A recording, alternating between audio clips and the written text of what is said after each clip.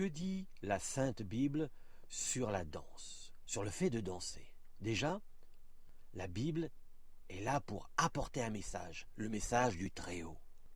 Elle n'est pas là pour nous parler des petits détails insignifiants, comme la danse, que certains ont tendance à surdimensionner son interdit. Mais au fait, où est l'interdit de danser dans la Bible? Qui a inventé ce faux péché de danser? La Bible, au contraire, nous dit que danser est une bonne chose, importante et surtout qui plaît à Dieu.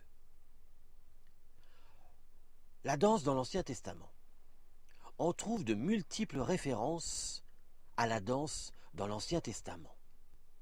Ces festivités sont enracinées dans la vie des Hébreux, où l'on danse à l'occasion de fêtes religieuses. La danse est un symbole de joie et d'extase religieuse. Et elle est, avec la musique bien sûr, la principale manifestation physique des célébrations.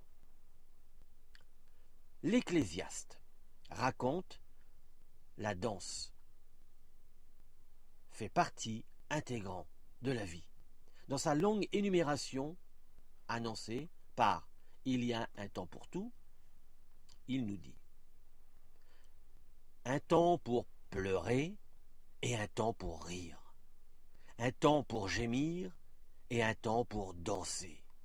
Ecclésiaste 3, verset 4.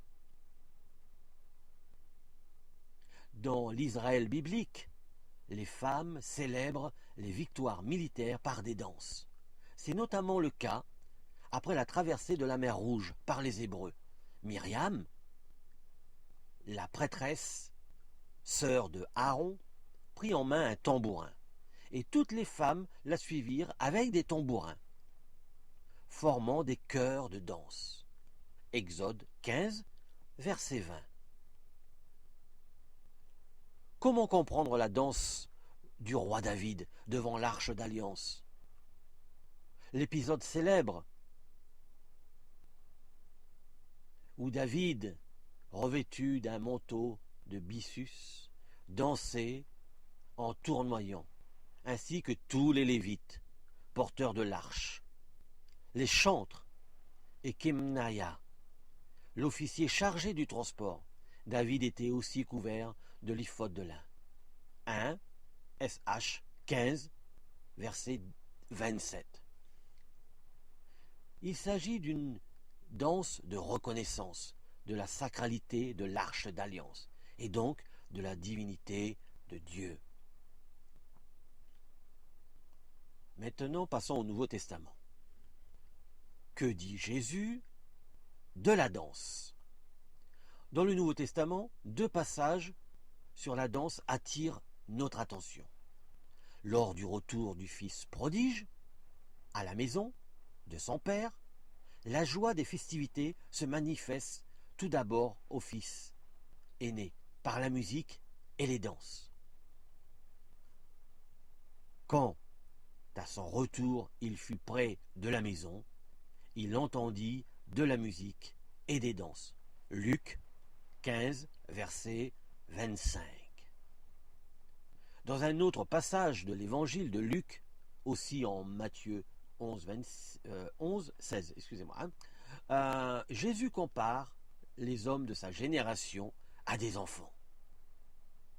Il dit, qui sont assis sur une place et s'interpellent les uns les autres, en disant, nous vous avons joué de la flûte et vous n'avez pas dansé. Luc 7, versets 31 à 32.